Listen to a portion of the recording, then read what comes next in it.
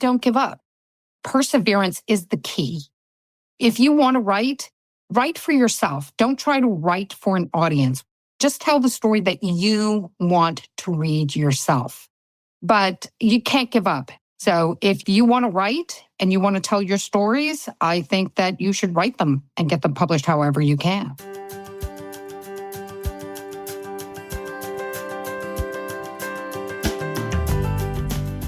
Welcome to The Whole Writer, a place where we talk about what it means to show up as a writer. Not just a better writer or a more productive writer or a published writer, but a whole one.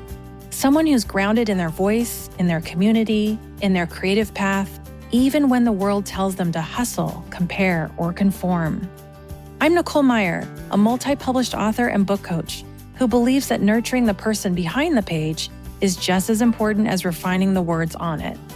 Each week, we'll explore the terrain of writing life with honesty, warmth, and practical wisdom, creating space for you to write from a place of wholeness rather than depletion. Whether you're drafting your first manuscript or publishing your fifth book, you'll find conversation and companionship for the journey here. So, settle in, bring your questions and your curiosity, and let's discover what it means to write and live with authenticity and purpose. Welcome, listeners. I'm so happy to have you here for what I know will be a rich conversation. Joining me is Erin Niumata. Welcome, Erin. Thanks for having me here. Good to be here.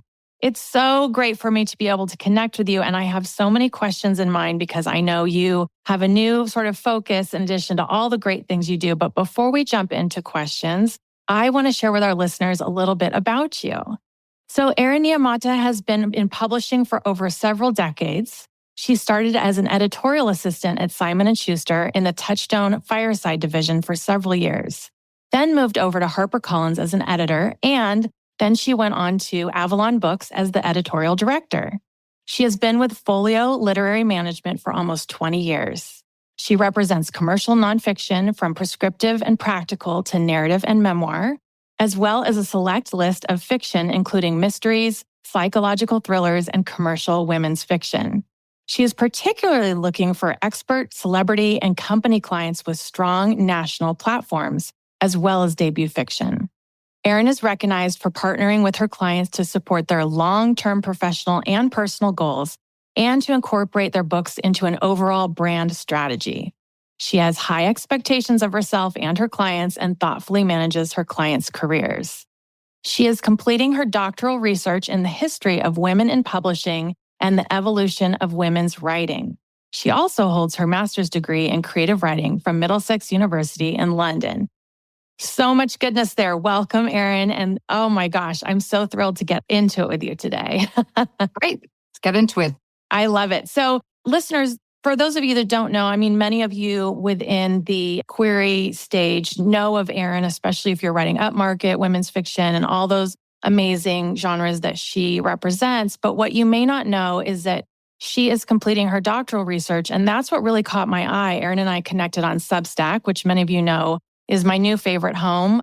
And I was so fascinated, Erin, to learn about your research into women's fiction as a genre, how you see things changing. You have seen so many changes over the years, I know. So I guess my first question to you is, as someone researching women's fiction as a genre, how do you see the current market responding to books that might be traditionally categorized in this way? And are publishers and readers moving toward or away from this sort of gendered classification? That's a good question. Yeah, I've been at this since the 90s, before women's fiction was even a genre. And I've seen it change. It all started with Bridget Jones and Shopaholic and things like that. And then it evolved more into women's fiction. I remember the first time somebody said women's fiction, and this was 20-something years ago. And I was like, women's fiction, what exactly is that? I am still to this day trying to figure out what exactly women's fiction is because nobody can seem to agree on its categorization.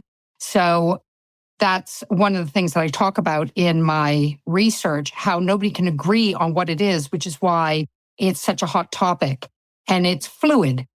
Some people think it's one thing and other people think it's another thing. And the only guarantee is that at some point in the novel, a woman will appear. So, um, one of the things that I've learned, and I've talked to quite a few editors and agents about this, and we talk about it at the Folio fiction meeting quite often, that it's not so much what the main umbrella term is, it is the subgenres. There are a lot of cross genres like romantasy and romantic thrillers and romantic suspense. And, there's horror. It's a mix of anything that might have romance or women at the helm mixed with something else seems to be what everybody's going for. Right now, positioning a book as an agent, one of the things I talk about with my clients is where are we going to put this on a bookshelf? Is it going to sit squarely on one shelf or is it going to be able to fit on two? I have a great book that is coming out with Simon & Schuster in March called The Plans I Have for You, and it's fabulous horror with a wonderful queer romance at it. Lots of murder, some speculative elements. It's absolutely terrific. It took forever for us to figure out how are we going to position this for agents. So we talked about all the different subgenres, like I just said. So it's considered women's fiction technically, but that's not what I went out with it as. And that's not what it's being pitched as, but it still is under that umbrella. I have a graphic on my Substack that I created for my dissertation that has the umbrella with all the subsets in it. So if you mix any of those subsets together and have a female protagonist, you've got women's fiction. Some editors like to hear the words women's fiction and some don't. So you just have to know which ones like it and use it in the pitch. And the ones you're sending the exact same project to, you keep it out to the ones who don't want it. I don't think that it's going to go away because too many people like it, women in particular. But then there are people who don't like it because it is too gender specific. However, there is a new imprint that is coming out that is all about men. And it's for men's stories. I forget the title of it, but it's British and they want to tell men's stories only because they feel that sensitive men are getting lost in the fray of all of the new publishing. That's very gender specific. So I don't think that women's fiction is altogether that frightening. Okay, there's so much to unpack there. I can resonate with this. So I have 4 books out and they are all fall under the branch of women's fiction. I've moved to calling them upmarket just because I've sort of myself moved away from that. But I totally understand how you can have historical, romance, horror, suspense, all of these different sort of subgenres under women's fiction. You've seen a demand for it. You've seen people still write for it. So I kind of have a question about was this the chicken or the egg? When you went into your research and your studies about women's fiction and women in publishing, did the demand or lack of demand drive your yearning to go study this, or was it the other way around? I wanted to study the evolution of women in publishing and female protagonists for a long time. It started when I was doing my master's, which I got in 2016. As I was graduating, they were like, you should get a PhD. I was like, I think I might. And this is why I landed on it. When I started, women's fiction was booming. It was everywhere. I wrote a piece for Writers Magazine here in England about women's fiction and why it was such a big deal and all the rest of that. And that came out in like 2012. It was booming. Since I started my research, it's on the downward trend, which I found really interesting. And when I was talking to industry professionals, because I spoke to both British and American agents and editors at various different stages, and I spoke to a few publishers who all represent or publish women's fiction. And it was all over the spectrum what everybody thought and the way forward with women's fiction, those for it and those against it. And the one thing that I did learn, like I said earlier, that women's fiction, the name is not going anywhere as far as I can see. I like it. It's nice for women to have a room of their own, as Virginia Woolf had said. So why would we want to eliminate that? We are welcome to anyone who identifies as a woman, and even a few men if they're nice. So I don't think that it's trying to do anything separate, trying to leave anyone out. It's just another label When you walk into a bookstore, you see horror, you see thriller, you see women's fiction. If you're a woman or if you're not a woman, you just like those kinds of stories about coming of age stories for women or women's journeys that deal with emotional depth and transformations or downfalls. It can be whatever. If they are interested in learning about real women with real problems, trying to work their way through this world, women's fiction is the place to be. Yes, I totally agree with that. Okay, so now that we've talked about the why behind your research and where you're going with this, I have so many questions about, in your focus on history of women in publishing, what historical patterns or obstacles have you uncovered that might help explain the challenges women writers still face today? Well, women got into publishing kind of by accident, thanks to World War II, when men left and women had to come in and step up. And that's across the board with all kinds of careers and workplace and so on and so forth. And publishing was no different. Women moved from the secretarial pool into editorial roles and so on. And then when the men came back, there were women who were editors, but they were stuck with cookbooks and home economics and things like that. It was really in the mid 20th century that feminism changed everything with all the movements and so on and so forth, that women started taking more positions of power and more women started to read. And the more women that started to read, the more there was for a need for books that would gear towards women. One of the first books that really broke through was Valley of the Dolls by Jacqueline Suzanne. Ah, yes. And I read that a million years ago when I was a teenager because it was taboo and it was on my parents' shelf. And I was going to read it come hell or high water.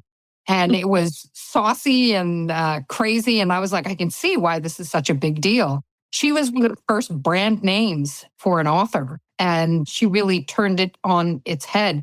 Women make up 49% of the population. They're 80% of the buyers. Books bought, 80% are bought by women. So it makes sense that they would want to cater towards that market. So more women were hired, and women have been running publishing for years. I'm not saying that only women run publishing, but women have been in positions of power and decision makers in publishing for decades. Since I started, I worked for both men and women, and it seemed very equal. And it still is. But women's stories, women writers, there are so many that women are competing with each other to get a spot, which is okay. It's good to have healthy competition, and everybody should take a shot, whether you go with a traditional publisher or a hybrid or you self-publish. If you want to write and you want to tell your stories, I think that you should write them and get them published however you can. Yeah. I am so happy to hear. I mean, listeners, I'm nodding along because you explaining that it has been equal within the publishing industry and that you have had both genders, as bosses, as contemporaries within the industry. That makes me happy because there is a perception that it's run by all middle-aged white men and they're making the decisions on what gets attention and what doesn't. And I love knowing that women have been really a staple in the publishing industry. They have been. I mean, there are more white men at the helm at the moment, but everything ebbs and flows. I don't think that it's taking a hit for the books that I publish. And I represent both men and women, and I do a lot of women's fiction. I do a lot of nonfiction. I do more nonfiction than I do fiction. But it hasn't ever been a problem for me in particular. And I hope it remains that way. And I've been around for a long time. So. Yeah. I love knowing that. That's great. Okay, let's move on to my next question, if you don't mind. So you've been working on your dissertation for, is it 4 years now? Is that correct? Oh, going on 5, yeah. Okay, going on 5. So I want to know, what changes have you witnessed in the publishing industry, their approach to women writers during that time? Has any shift surprised you? Anything you uncovered you didn't realize you might be uncovering? Well, the biggest shift was when I started this, that women's fiction was a big deal. And in the past 4.5 years, it has come under fire. And I had to change my direction quite a bit to more of a defense of it and a look towards why people don't like it and so on and so forth. That's been the biggest change of all. I started this right after the pandemic. So the pandemic changed everything, really. I used to fly to New York all the time. I live in London. I used to fly to New York and so on and so forth. Now with Zoom, I don't have to do that. It's good and bad. But it's also changed the way that people work, the way that people read, the way that people buy books. It's all changed quite a bit, which factored into what I was doing. But I think it's really helped women's fiction because women are buying more books than ever. It's so easy. It's with the click of a finger, you can have a book. It's terrific. Yes. There's NetGalley where you can get books for free as long as you give a good review and you're in good standing with NetGalley. The advanced copies, yes. Yes, the advanced copies. Goodreads does giveaways all the time. Books are more available to more people now than they ever have been. Yeah, that's lovely. Okay, you mentioned London. You get to see, as they say, on the other side of the pond, what the demand is, what people are reading, what people are talking about. Is it sort of the same feel towards women's fiction or women's books that we say in the States are happening right now, or is it completely different? I'm really curious about that. It's different yet the same. Over here, women's fiction is a big deal. Some books are still categorized as chick lit, which America is like, no. Yeah. The British agents and editors really don't use the word chick lit, but the market itself uses the word chick lit a lot when they're talking about cute little romance rom-coms and so on and so forth. Whereas in America, you just don't do that. And it seems a little more laid back and relaxed and accepting over here with all subjects about women's fiction. Whereas in America, I wouldn't say it's rigid. It's just different. They like things a certain way. And I'm all for whatever you want. Like you want something, I will give it to you. I don't care what it's called. So they're different, but the same. Okay, that's so fascinating to me because I know, like you said, certain terms and ideas have been challenged over here in the past handful of years. I got to listen to you speak at the Women's Fiction Writers Association conference in Chicago. And honestly, since then, I feel like this has still been a very sort of big conversation about the genre. So yeah, it's interesting to know how other countries are looking at it. Yeah, well, I mean, women's fiction is not a thing in a lot of countries because women aren't allowed to read or they don't have access to books in libraries, which is why I zeroed in my research just to the English-speaking American and British countries where women's fiction is something. It's a genre. It's spoken about. It's accepted. Even if people don't like it, they will acknowledge that it exists. And I think that we're very lucky that we can even have this debate. Yeah. That we can argue about it. And I understand where people who say we shouldn't have something called women's fiction. But if we start picking on these little things, then we have to look at all of these subgenres. Women's fiction isn't here to lock anybody out. It's like, if you're a woman, you can't read this. That's not it. We have other specialized things. And that's great because you walk in and you know what you want. You can see it and you go right to it. And that is terrific. It's inclusive of the bookstore to include all of those people. So if they have something that says women's fiction, then they should be able to walk right over to it like any other genre. That's what I love about bookstores is I always tell people, you can have the most niche interest and not feel like you can find your people or your interest or your theme, so to speak, anywhere else but in a bookstore. There's a shelf for you. You're right, Erin. It is a moment of reflection of we are very fortunate that we can even have this debate, that we even have options like this because not everybody has that privilege. No, they don't. And I think everybody should be able to go in, as you said, and find what they want to read. And I say this to people like, this is too weird. People won't like it. I'm like, if you like something and you are really into it, your people are out there. Yes. Like you can find them. If you like something, somebody else is going to like them. It's just a matter of finding your people. And one of the best places to find your people is at the bookstore or at the library in a book or in a chat room. That's a whole different demographic. Well, listeners, especially writers out there, listen up because I so want to champion that thought, Erin, that if you find it interesting chances are someone else will find it interesting too. Yes. Yeah, absolutely. Okay. So you've said a little bit about how the things in the industry, especially towards different genre labels like women's fiction and just women in publishing in general, have shifted a bit since you started your research. But I do want to just move into that a little more and ask you, has any of your academic research on women in publishing, especially, shifted how you work as an agent, how you work with authors, how you think about the future of the industry even? It actually has. I decided to get a master's degree in creative writing for several reasons. I wanted it and I could do it, so I did it. But I wanted to really focus on the craft of writing, not just for me, but to help my clients develop their stories and really hone their writing. So I'm based as an editor. That's where I started, editing books for years and then becoming an agent. And I still edit books, but I'm very hands-on with the majority of my clients, especially my fiction clients, on story development.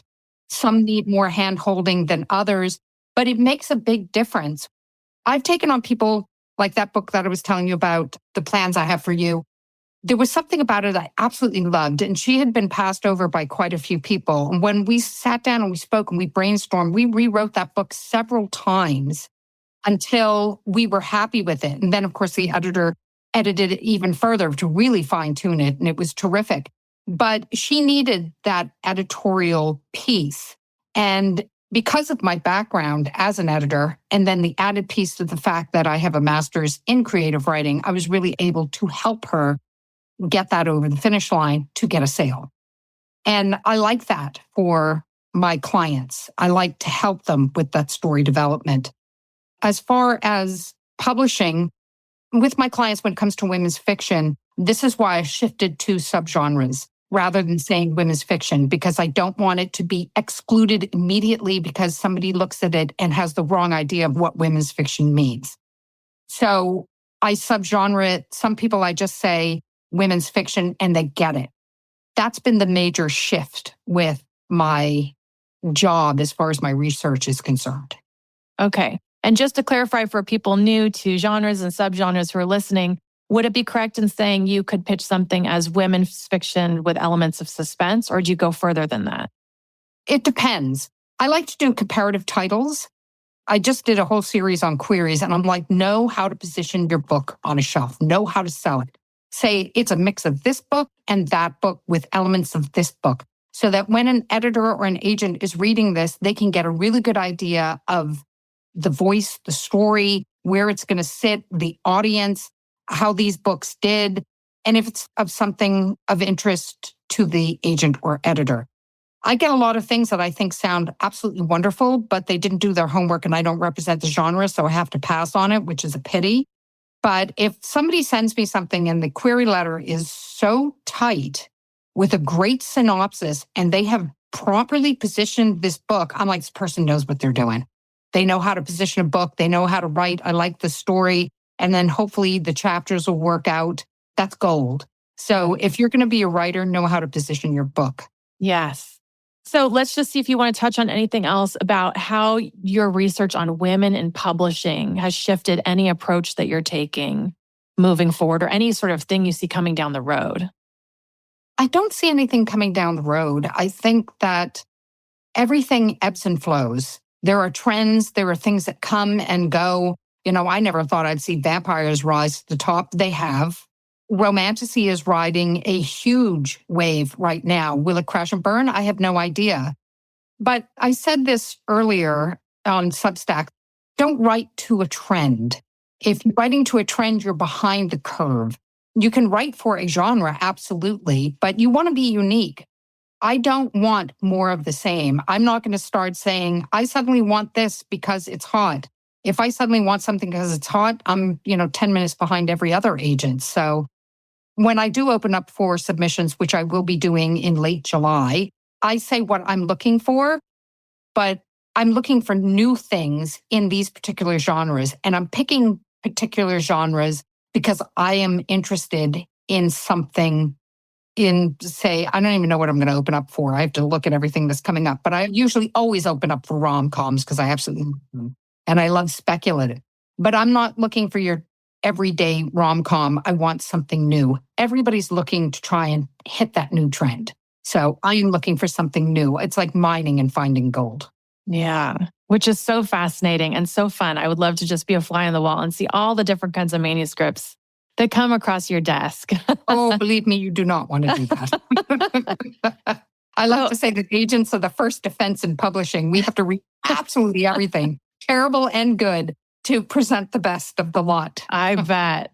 Well, and just to stay on that thread for one more minute, I work with writers too, and what I'm seeing, and I'm Gen X, what I'm seeing in women's fiction especially are the middle-age stories, the midlife reinvention.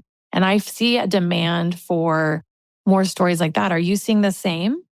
I'm getting a lot of submissions like that. And I'm all for it, obviously. I'm Gen X. So I want to read about people like me and people my age. But then I want to read about everything else too. But there seems to be a trend right now for middle age, coming of age, changing. But I was just on the Simon & Schuster town hall a little while ago, and they're like, no more menopause stories, please. Okay, so good. That's good to know. So no menopause stories for me. At the moment. That's saturated. Yeah, the menopause stuff is definitely saturated. A little overdone. So yeah. Just some good fun stuff I'd like. I love it. Well, now that we've sort of talked about how your research and your findings have influenced what you're seeing or what you're doing out there, but also you staying true to what stories really saying and what, might need work. I love how you mentioned that people need to prove that they know what they're doing in order to stand out. So I know that there are people listening very eager to say, well, when is she opening for queries? Where can I find her? How do I follow her Substack? How do I see more of her research findings when you do publish? So can you share a bit of all of that where people can find all your good things? Yeah, I am on Substack. Everything is Erin Niumata, everything. I'm on Blue Sky and Instagram, Agent Erin Niumata.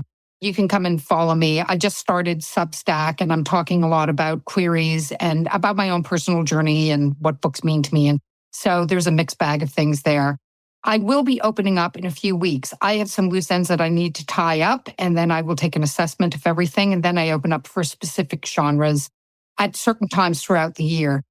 I do that because I get so many submissions when I do open up. I have to close because I have to get through them all. I can't just have a constant stream coming in. It takes me a really long time to go through them because I go through them one at a time.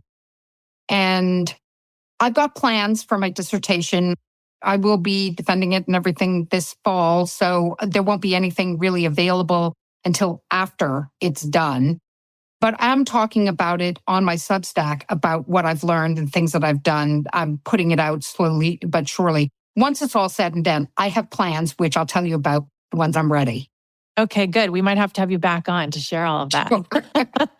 Sounds okay. good. I will make sure I drop all of the links in the show notes, but I would love for you to leave our listeners who are all either emerging authors or authors trying to grow their platforms or their careers. Could you maybe leave them with one bit of insight or advice that you could share? Yeah, but don't give up. Perseverance is the key.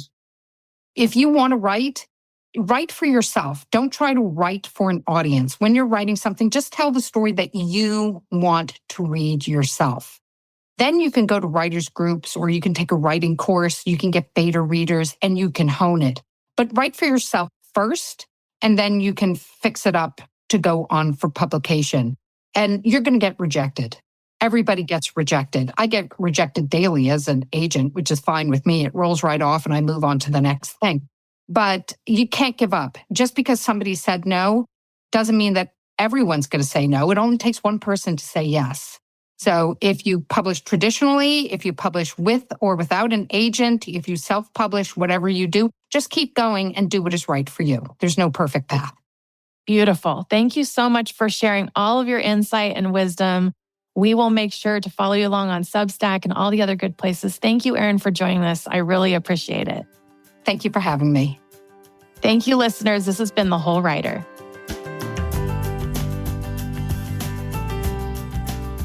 If you want to check out my coaching programs for fiction writers, visit NicoleMeyer.com. That's MEIER. And if you like this episode, I'd love you to take a minute to leave a rating and review for this podcast. This will help more writers like you to discover the show and to get going on their writing journey. Thanks so much for listening. Until next time, happy writing, everyone.